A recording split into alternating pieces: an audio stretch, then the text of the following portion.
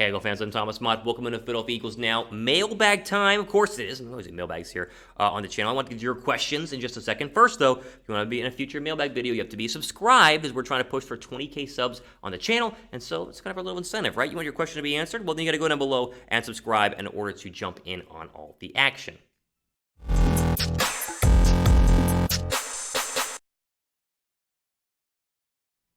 All right, we're going to jump into your mailbag questions. Had some good ones this week. I mean, normally they're all good, but sometimes it's, it ebbs and flows. Had a lot of good questions, some repeat questions as well, and so I try to answer as many as I can. We'll start with Z Fisher. He says, you haven't really talked about the battle at strong safety. I'm assuming it's because you just figured Rodney McLeod would win it. So I saw some articles saying K'Von Wallace is currently winning the battle. It's probably going to be the starter. Do you think this could happen?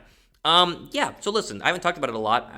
Honestly, I think I have talked about it a little bit, but whatever. Either way, Wallace should start week one. That's not because K'Von Wallace is going to beat out Rodney McLeod in a sort of a one-on-one training camp battles, because Rodney McLeod is coming off of a season-ending injury, a lower leg, lower body injury that happened in October of last year. It's either an Achilles or an ACL. I forget which one it was. Forgive me for that, right? Sorry, I can't remember everything that happens in Philadelphia, but it was one of those season-ending flavors of injuries, and I think that by default, McLeod's going to miss a lot of training camp, as he's already missed all of OTAs, and therefore K'Von Wallace will probably be your starter alongside Anthony Harris. Now, it will be up to Wallace to keep the job, because McLeod is still one of the veterans and probably the biggest veteran on this roster currently, not in the defensive side, or not on the defensive line, because Graham and Cox are the better, more overall leaders, I would say. But he's one of the veterans, and he's a very good player, and I think that the Eagles should start him as soon as he is healthy. But Wallace is the guy out of Clemson that a lot of us thought would eventually become a superstar and a star for Philadelphia, and so if he plays well the first couple of weeks, then you keep him out there. It's how it works. I mean, literally, it's that simple. Harris is going to be fantastic on one side, and if you get to a point where Wallace plays well enough, then maybe you let McLeod go in the offseason and you begin the K'Von Wallace tenure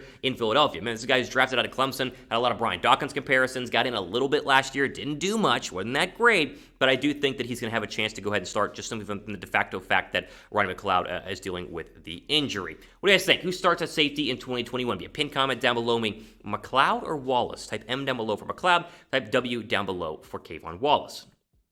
All right, next question here comes from Brett Naylor, who says, has Landon Dickerson signed a contract yet, or are they still waiting for Ertz to go to free up money? What position do you see Dickerson playing at the Eagles when he fits in? When he fits, excuse me. So, first off, Dickerson has not signed his contract based on the time of filming this video. Now, again, maybe it's, we've uploaded it and then it happens, so you're watching me right now, but it's in the future, and so he's already been signed. But as of right now, he's not signed. Not a big deal. I'm sure they're trying to just work out money. I'm not worried about it. I bet Dickerson hardly plays this year, though, because he has a center. Like, that's his true position. Now, he can move over to guard. But one, he's also dealing with an injury of his own, so will he be ready for week one just as a whole? It's not necessarily guaranteed. And two, I think the Eagles' offensive line is good to go. Like, Sam Allo is going to play left guard, and he's fantastic left guard, and Kelsey's going to give you one final year, his 12th year in Philadelphia. And so I bet Dickerson hardly plays this season, but it's not for lack of his, ability or talent. I think it's one, due to the fact that he's injured, and two, the fact that they have better guys in front of him and some good guys behind him, like Nate Erbeges, Jack Driscoll. I mean, they got some starts there on the interior offensive line, and so I think Dickerson's going to be kind of a redshirt guy and then instantly start at center in 2022 once Kelsey goes ahead and retires. Okay, before we get into Grant's question, again, make sure you guys are subscribed. We get closer and closer to 20K subs. Trying to get there by the start of training camp, which is, soon. It's coming very quickly, right? We're into July now, and so by the end of July, end of this month, we're going to get into training camp. So make sure you guys are subscribed to help us achieve our goal of 20K subs by the end of the month. All right, Grant says, if Jalen Hurts doesn't perform well this year, what do you think our next move is? Who do you think we should sign or draft? Okay, so if he doesn't perform well, I think he will. But let's say he doesn't, then the Eagles will draft a quarterback if Hurts stinks. Like, it's very simple. They'll use one of their potentially 3 first-round draft picks to either trade up or stay put and take one of the top quarterbacks in the draft. Whether you think it's Spencer Rattler out of Oklahoma or Sam Howell out of UNC, both of which are going to be potentially available in the early parts of the first round. Philadelphia will draft somebody. They're not going to give Jalen Hurts, if he plays terribly this year, it won't be like, well, we'll just, see what happens next year. Like, they just won't play him. Like, he'll still be on the roster, or they'll trade him, and they'll draft somebody. It's very simple, and that's why, of course, I think a lot of people are asking this question because they want to know who to draft in the NFL draft, and it'd be, in my opinion, between Sam Howell and Spencer Rattler. Now, I don't think Jalen Hurts is going to stink. As you probably don't think Jalen Hurts is going to stink either, but you're a little worried, so you're asking the question. Here is Jalen Hurts' stat projection if he had played all 17 games last year, based on the 4 games that he did play, right? So you just kind of divide it all by 4, then multiply by 17, you get the numbers. So he would have had, based on the numbers he put up in 4 games last year, 4,500 yards, 26-ish passing touchdowns, 17 picks, and 12 rushing touchdowns. That's over 35 touchdowns in general. Sorry, that's over 37 touchdowns total. Like, that's a pretty darn good year. That would have won him Rookie of the Year had he actually played all the games and gotten that many numbers. So the stat projection does pan out. I know the one stat people like to freak out about is accuracy. Chris Sims is saying that, oh, he misses throws that high school quarterbacks should make, which is very annoying. It's like Chris Sims, he gives me a headache just to think about it. But again, all the other numbers are pretty darn good, and the accuracy, if he's throwing for 4,500 yards, might not be a big deal if he also has 37 total touchdowns, including rushing and passing. All right, it is almost time for 4th of July, and even if it's past the 4th of July by the time you're watching this video, no worries. You can still pick up some official Eagles-themed 4th of July gear right now at chatsports.com/EaglesUSA. You get ready for the 4th of July while repping your Eagles in a ton of different shirt styles, options for both the men and women, and the kids as well, the youths, as they say, in terms of both the long sleeve and the short sleeve. They also have shorts, jackets, a ton of different Eagles-themed gear. You're seeing it rotated on your screen right now. The link will be down below me, chatsports.com/EaglesUSA, and they'll have a ton of other options as well. We can't show them all right now during the video, but there are plenty of things, and we're going to go ahead and pick up your limited styles and editions as you get ready, and or maybe you already have, went ahead and celebrated the 4th of July. All right, a couple more here. Next says, Christopher, with the amount of young depth of receiver, how many should we keep?